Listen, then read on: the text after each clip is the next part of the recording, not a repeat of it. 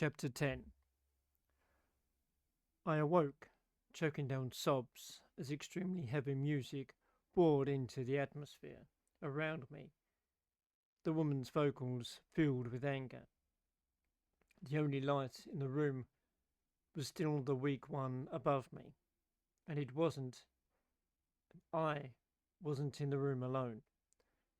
My heart hammered in my chest as I took in Johann, standing at the end of the bed as Mitch worked behind him, doing what I had no idea. The woman's blaring voice and shattering screams overtook my senses as the heavy guitar caused my soul to shake and my bones to vibrate. I felt it moving within me as I ground my teeth, jaw clenched in fear. I jerked against the handcuffs, nearly forgetting where I was, but it all came crashing down on me like a substantial weight on my chest. Not only was I responsible for the deaths of so many men and their sadistic friend Kyle, but I was also the one who had caused the demise of my own parents, chewing on their hearts, just like I had everyone else. Johann moved to a stereo somewhere in the darkness and turned the music down until I could barely hear it as it bounced off the walls surrounding us, the emptiness in the air now causing me to shudder. When he came back, he had a large knife in his hand that glittered in the dim light. Johann's image spinning as the dizziness of the drug kept me in its grasp. I squeezed my eyes shut, trying to stop the room from spinning. It didn't work. My eyes opened when I heard the metal on metal sound of the knife scratching against the rail of the bed. "Look who's finally awake," Johann said as he tapped Mitch on the shoulder. Mitch turned with a wicked smile on his face when his eyes met mine. "We've been waiting for you to come around. You couldn't have just killed me already?" I asked, knowing full well what the answer was. If anything, I wanted to end it myself because of what I had done. It may have taken 10 years for the memory of it to surface, but time didn't matter. I couldn't stomach killing men who may deserve it, but I couldn't forgive myself for killing those that gave me life. At the same time, they were both like me, according to the dream. How true that could have been, though. "Where's the fun in that when you're asleep?" Johann said as he walked up, practically giddy that he was about to spill some well-deserved blood. Maybe even rip out my heart too. "Trust me, we're just heartless enough to want to see the look on your face when we take the heart out of your chest." Mitch shrugged and shone a new syringe in the light. "Even sadistic enough to want to hear you scream as we do it. I can say I'll be disappointed that I can't have another turn on that body," Johann said as he reached out to run a finger down the center of my chest, right over the breastbone, stopping just before the long incision inflected my abdomen. And all of a sudden, he grasped both of my breasts in his hands and jiggled them while he smiled. "Such a freaking shame. You're a really good fuck, Blythe. Even if you are a demonic bitch." I closed my eyes and shut them as tight as I could, trying to hold back the terror-filled tears that threatened to spill over at the thought of being violated again. That was a torture I couldn't take again. I could handle the rest, but that? Not ever again, if I could help it. Even my own death was welcome comparatively. As tempting as it is to let you at her again, we don't have time for that. We hold on to her too much longer. We may not be able to keep the bitch down. So, we need to get this over with, Mitch explained to Johann. I looked from one to the other, the regret in the room palpable as it caressed my bare and tender flesh. Johann's face fell in disappointment. But then I rest my bare and tender flesh. Johann's face fell in disappointment, then a sly grin spread over his face that I knew would haunt me for the rest of my life, no matter how short it would be. They were getting things ready to kill me. And even though I didn't truly want to die, it was welcome considering the torture I had endured at their hands already. Not to mention what else may happen if they changed their minds and kept me around a little longer. I turned my attention to Mitch, who moved to the stereo. My heart hammered even harder behind my ribcage, and sweat began to pour over my flesh as the volume increased. The harsh female vocals doing nothing to stop the adrenaline pushing its way through my veins. While I had thought death would be welcome in comparison to everything else they had done, I did not want to die. I wasn't ready to die. Panic took over and I began to pull against my restraints as Johann's smile spread even further across his face, making him look even more menacing than he had before. Johann placed the knife in his hand at my breastbone, making sure I felt the cold metal against my skin for maximum impact. I screamed even though I knew no one could hear me, pulling against the handcuffs like a rabid animal that had been chained up for far too long. Mitch moved to my other side, nodding at Johann to let him know that the time had come.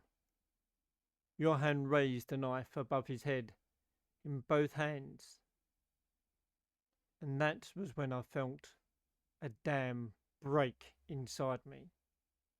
Heat rushed through my body, filling my eyes with a fire so strong I couldn't restrain it. The threat of my death was what I needed to let Hyde push out of the darkened haze of the drugs. Now there was no holding her back, and she would wreak havoc on the men who sought to snuff out her existence. Our existence. Before I knew it, Johann was bringing the knife down, and the metal of the handcuffs snapped, freeing me from my prison. My hands were now free, and we could defend the body that housed the both of us. I no longer had control over it, but I could see and feel everything. My hand closed around his wrist, stopping Johann from making the strike that would kill us. Eyes meeting Mitch's, he began to back away from the bed. Fear filled his gorgeous face, twisting it into something nearly unrecognizable. I squeezed Johann's wrist, feeling and hearing the bones within it crack as he dropped the knife to the floor. The clang of the metal on concrete, a satisfying sound. I let my eyes drift from Mitch to Johann, scanning his face with a sinister grin on my own face that mirrored the one that he had not even moments ago. His screams quenched a thirst for vengeance in my soul that I couldn't deny. "Oh, little pigs, you have been naughty, naughty boys," I said, Hyde's voice emerging from within my vocal cords as she brought him down towards us to look directly in his eyes. The terror I saw there caused that smile to grow even more anger filling me to the brim and spilling out over to drown him in this very room. With one hard push, he stumbled back into the darkness, the sound of him hitting the floor just as satisfying as the sound of his bones crunching beneath my fingers. I still felt his wrist breaking, reverberating through my muscles. I turned to find Mitch gone, but I knew Johann was curled into the darkest corner of the room, hoping I couldn't see him, and he could live. Neither of them was going to make it out of this. That was for sure. I would just let Johann think he could possibly make it out, crushing his hope with my hands just like I'd shattered the bones in his wrist. Hyde's promise to watch him bleed to death was one she fully intended to keep. But she wanted her hands on Mitch first, the one who had hurt us so badly that we may never be able to recover. Not because he truly inflicted so much pain and agony, but because of the psychological turmoil of his words that went even deeper than Johann's actions. That, and the burning pain of the liquid capsicum that hurt more than the gash down our belly, stinging as we moved. But Hyde ignored. She reached down to the cuffs binding our feet and broke them open, freeing us to move around where we had been stashed. Where these evil men had killed 4 women prior. Where they would never kill again, and we would see to it. We walked into the darkness toward the door that I knew was hidden beneath it, reaching out with what little light there was to find the handle. Our hands met nothing but a metal slab with 2 jagged pieces of metal, where there used to be a handle, but it had been moved. I was beginning to see the stupidity in that plan when Hyde pushed on the door and it slid open with a loud metallic scrape. I would have cringed at the sound if I had not control of my body. Hyde squinted once we were in the very well lit hallway that only led to one place. Another metal door at the end of the hallway, which I was sure led to yet another room like the one I had been in, even about a supply room that led to the exit. From what I knew about Mitch, he wouldn't just run. He would fight back because, in his mind, what he was doing was right.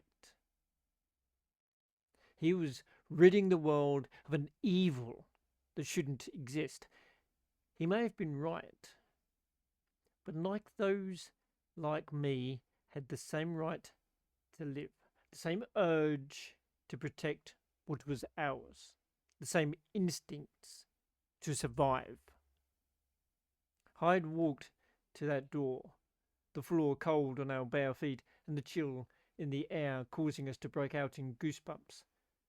But we did nothing to pull our only covering closed. She wanted him to see what had been done to us, to know that this was why he must die. She would take their hearts like the others before? I wasn't sure. I didn't believe I'd get an answer just yet. My sweat gelled on our flesh in the cool air, but we kept moving, reaching the door in what felt like mere seconds. The grey brick of the building was sombre, surrounding the metal door like a gloomy cage. A shiver ran up our spine at the thought of it. That was something I hadn't expected from Hyde, but she was always surprising me in small ways. The door's handle was still intact. We pushed it since that was how the other door opened, but met resistance. We pulled the door open. a rush of even cooler air greeting us and causing the grimy and bloody shirt to billow around us, somewhat like a cape. I was nowhere near a superhero, so the thought made Hyde giggle just a little. Little pig, she taunted, moving further into the room and giggling when we saw the tools they had planned to use on us, and so many others to film their self-righteousness. Our hand caressed a bone that lay on one of the many metal tables throughout the expanse of the large space. Really? She yelled as she laughed. How pathetic. She thought the thought ran through our mind that she could snap him like a twig with her bare hands. But then, why would she even need tools we kept in the kiln room? Oh dear, she answered. It's just more fun that way.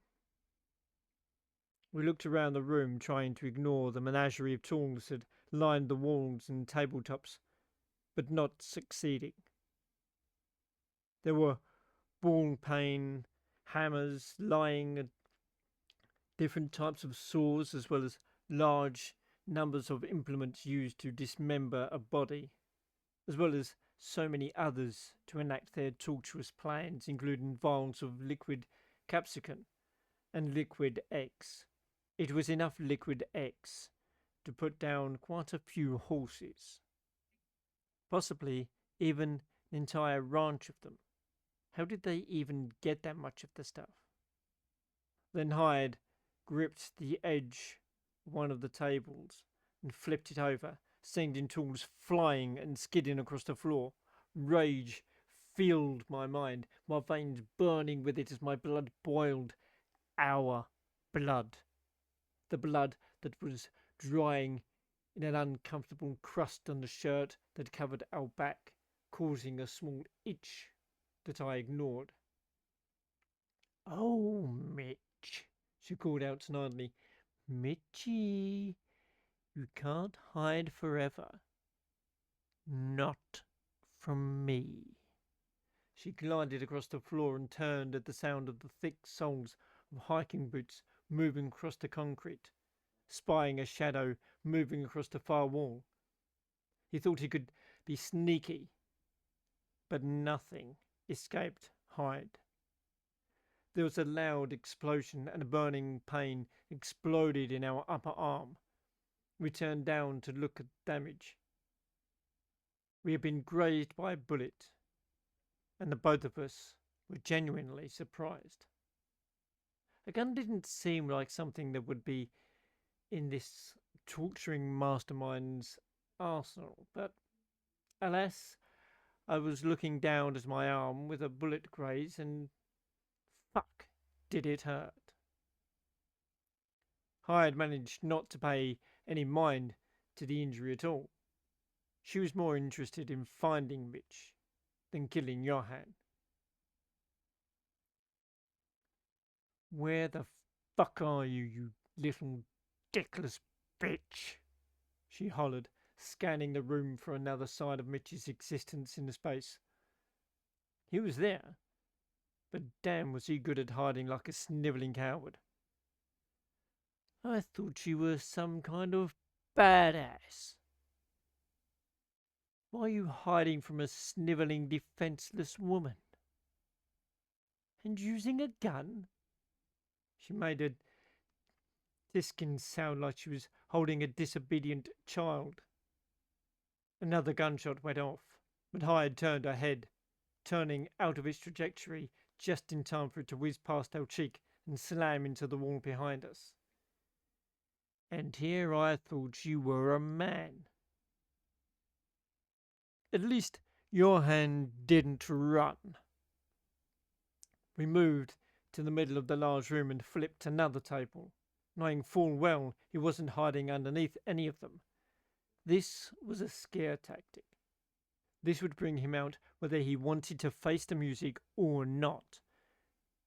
We just had to bait him enough to get him to show his face and put down the gun. Oh, little pig, let me in. She paused, making the tisking sound again as she took another brazen step forward. Or I'll blow your fucking house down. She flipped the table to her immediate right, sending a hand saw skittering to the ground to slide up against the nearest wall. You're the first to ever fight back, Rich said as he stood. The only thing we could see was his solid, muscular form out of the corner of our eye to the left, gun pointed in our direction. We turned to look at him, eyes meeting once again. Resilience filled his eyes. Mine were filled with cold, dark rage, and Hyde only fed into that with a terrifying clarity. Clarity made it so much easier to see through the haze of red that anger brought, becoming the calculating monster I had always known her to be. And now the both of us would be. I'd considered her a curse before, but not now. Not while I stared down the barrel of a gun. They weren't as strong as I am. That, or they didn't know what I do. I'd said, the words slithering off our tongue as she used our index finger to point at her temple, tapping it a few times to make her point. The gun won't save you. You know? His eyes narrowed, and then he replied, Probably not, but it's worth a shot. At least I know it can hurt you, and that's good enough for me. Even if it still means your death? I'd asked, cocking her head to the side like a dog attempting to understand its master, sarcasm dripping off her lips. We knew the answer, but it would make this so much better if he would admit his fault so we could shove it back in his face before we kill him. He nodded. Absolutely. As long as it means I can take a monster like you down with me. His gaze never wavered, and his hands never shook, confirming my own thoughts about what humanity tried so hard to hide from themselves. The reason they created a god and a devil to give them the excuse to use as leverage for their actions, to separate what I was from them, even though we were the same. I was upon him within seconds, hand gripping his that held the gun and the metal of the barrel slightly touching our skin. He fired the gun, burning our hand, but Hyde didn't let go. She didn't even scream out in pain. There was going to be a nice blister there later. Hyde pushed him up, right up against the wall, causing a few pieces of the bricks the place was made of to crumble to the ground.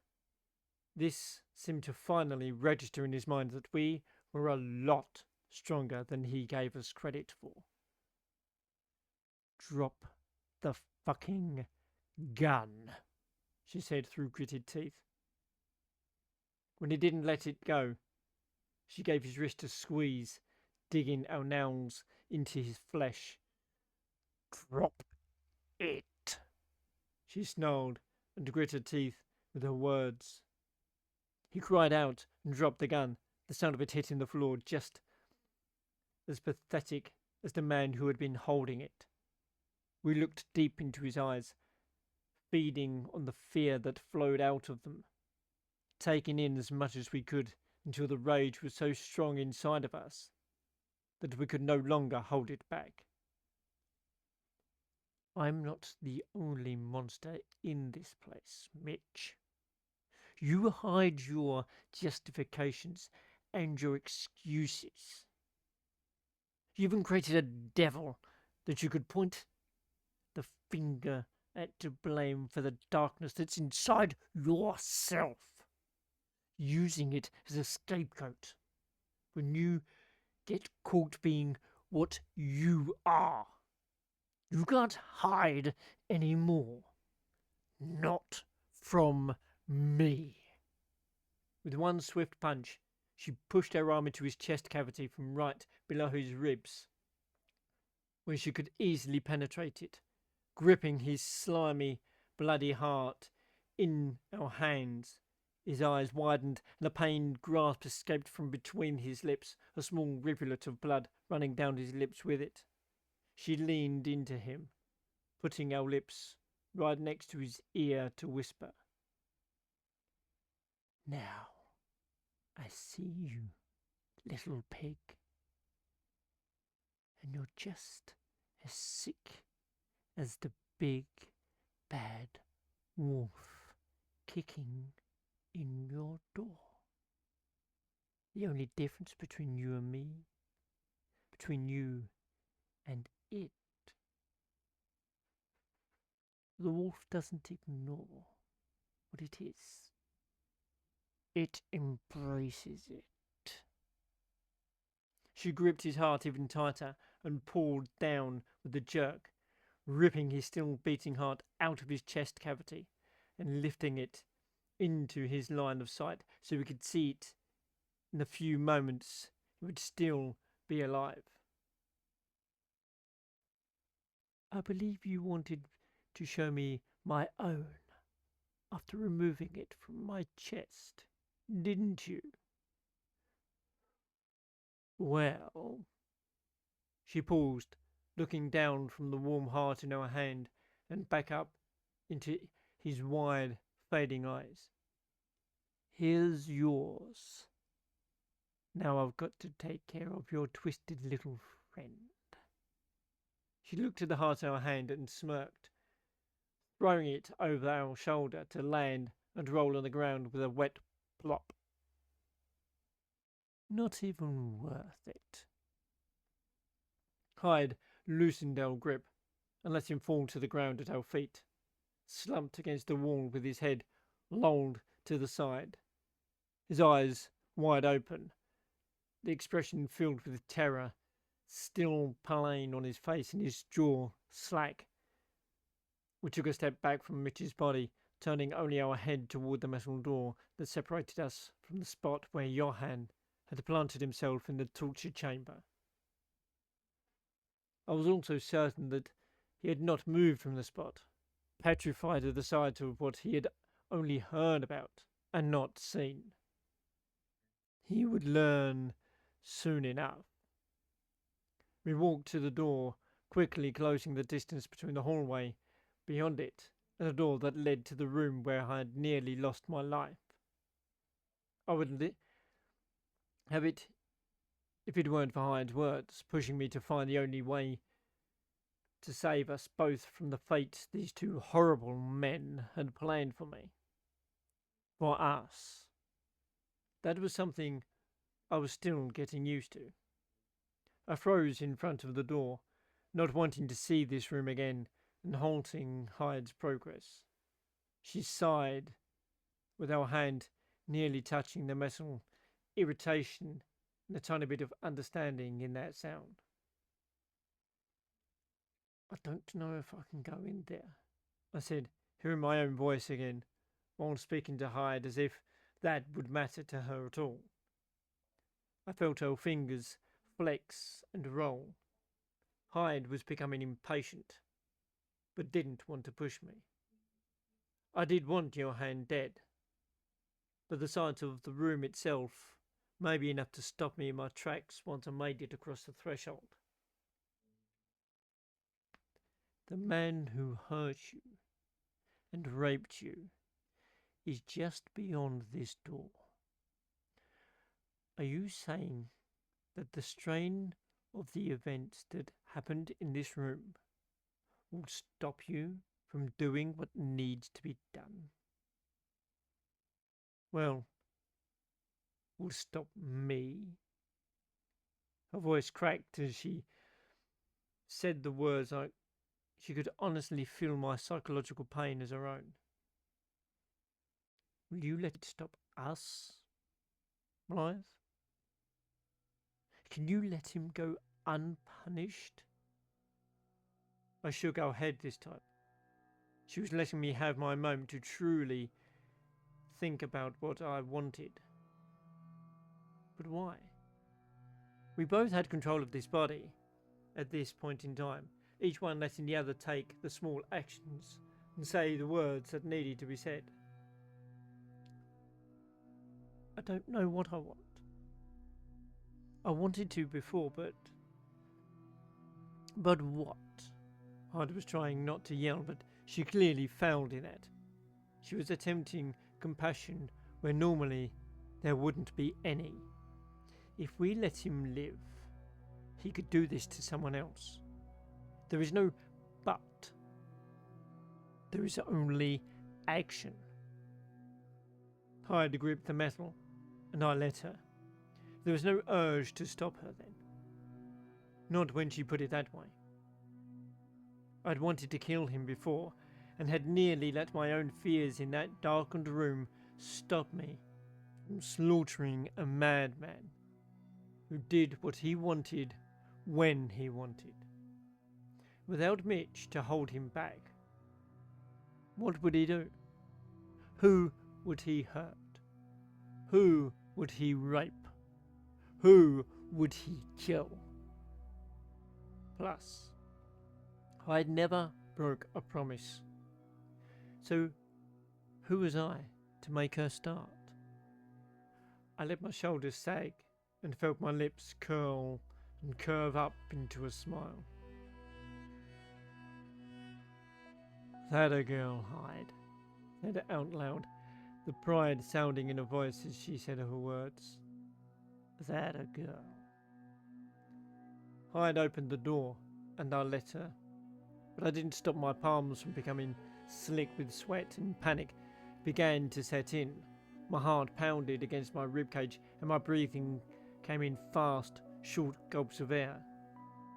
If it weren't for Hyde, I probably would have blacked out from hyperventilating. But she kept me grounded, kept me steady. We pulled the door open, stepping into the dimly lit room. A halo of light from the fluorescent blinking above the bed surrounded me, and Johann was nowhere to be seen. But I could hear him, and very well.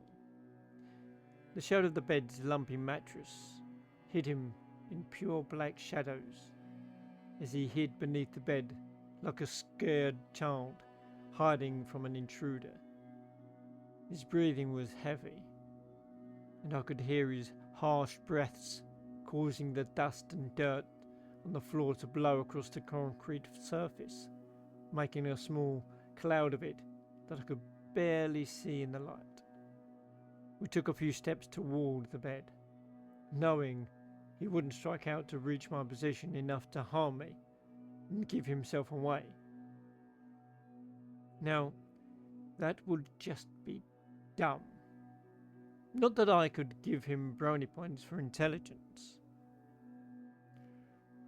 Oh, little pigs, what juicy, tender meals they make. Hyde taunted as she ran her hand over the metal rail at the bottom of the bed, sliding the handcuffs from side to side in a playful motion. Too bad their hearts are spoiled and rotten, she laughed as she used all of her strength to look over our body completely, throwing the bed against the wall to expose the coward hiding beneath. No! Get the fuck back! He shouted as he held a knife out at me. It was the same one he was going to use to kill me and cut out my heart along with Mitch. Johann came to stand before me, holding the knife out like a lifeline. It wouldn't save him, and he was about to find that out. There was nowhere to run and nowhere to hide when it came to revenge, and I had always been told to dig 2 graves instead of 1. That was fine by me, since this time I would be filling both with the two men who had attempted to break me and to maim me, only to leave my rotting corpse outside for all to see with a hollow chest and empty veins. There's a cute little toothpick you've got there. Too bad it won't be enough to save you. Another sinister grin spread across our lips, and I'd helped it along this time. I'd been afraid of this room, and what it meant for me. But now there would be a new meaning, one more to my liking. Where's Mitch? He asked, even though he already knew what that answer was. Johan was crying and scared, finally knowing how I felt, as Mitch and him had cut my body and injected things into me that made my veins burn. They tore at each ray of sunshine left in my soul until there was nothing left but darkness and dust. Burning in hell, I hope. Just like you're about to be. We took a step toward him. I made you a promise, and I don't break promises, Johan. When we reached out toward him, he slashed out with a knife, not even nicking our flesh, as the metal blade whistled past our abdomen. Now, is that any way to treat a lady? You're no lady, you're a monster, he spat back at me, the knife still held out in my direction. Those words angered me so much that I took control of our body, Hyde lending me her strength so I could do what needed to be done. So I could do what she knew I had in me all along. I grabbed his forearm, squeezing and twisting until all he could do was drop the knife and fall to his knees because of the pain. You know nothing of monsters, you ignorant bastard. Take a look deep inside of yourself. You'll see you are no different than I am. I admitted that fact to myself a long time ago. That I would always be a monster, a killer. I didn't have a choice, but you do. And look what you did with it.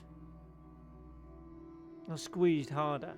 He cried out as I heard and felt one of the bones in his forearm break beneath my eager fingertips. You abduct, torture, rape, and kill women with no remorse. And now you cower in fear when one of those women strikes back. You're not a monster. No, you're not just a monster. You're a hypocrite and a fucking pussy. I bent his arm backward and drew blood as the bone protruded from beneath his skin, causing him to scream out as the pain racked his body. He started to gag, trying to swallow back the vomit, threatening to thrust itself from his throat as a result. I reached out with my other hand and closed it around his throat, lifting him off the ground so not even the tips of his boots touched the floor. His eyes widened and he clawed at my hand with a maimed arm, the small cuts his fingernails made stinging as the dirt, grime and sweat made their way into them. You've created what you were scared of. I wasn't a willing monster before, but now I paused for effect. I can't wait to make good on the promise I made to you. And typically, I wouldn't want to harm something so... I took a deep breath in, thinking of the right word. I don't don't even know the right word for it anymore. I took my hand away from his broken arm and took the few seconds I needed to make my way into his jeans and boxers where his favourite organ was waiting for me to make good what I said. I took its soft warmth in my hand and pulled as hard as our combined strength would allow, pulling it away immediately. Johan's eyes widened immediately in shock as he pulled and ragged breaths while blood rapidly left his body, leaving him an empty bag of only so much meat. I dropped what was now in my hand to the floor and leaned down to look at him square in the eyes. As the light of them began to fade away, I had one more thing to say before life left him for good. I am the wolf you shouldn't have left and let in your door, I whispered as he died, his body falling to the floor to land in the pool of blood that was continuing to spread out across the grey concrete. Once he was gone, I felt Hyde slip back into the darkness of my mind, falling away until I was all that was left, and the pain came crashing back like a tidal wave.